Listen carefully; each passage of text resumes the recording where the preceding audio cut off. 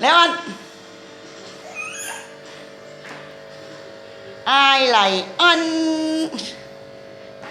ไอไหลอันไอไหลอันกับคนเก่งคนงามไอไหลอันกับคนเก่งคนงามเอาจะมายิ้มงามเถอะขอถ่ายไกลๆเนี่ยโอ้ยจะมาหล่อใช่ดีลูกหลานชายฮัลโหลฮัลโหล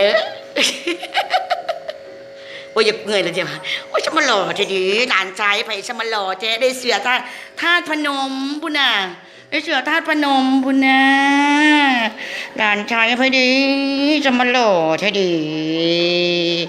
หลานชายพโนก็จังมาหล่อเท่ดีพอแหละอ้าวมันคือบ่ได้ลูก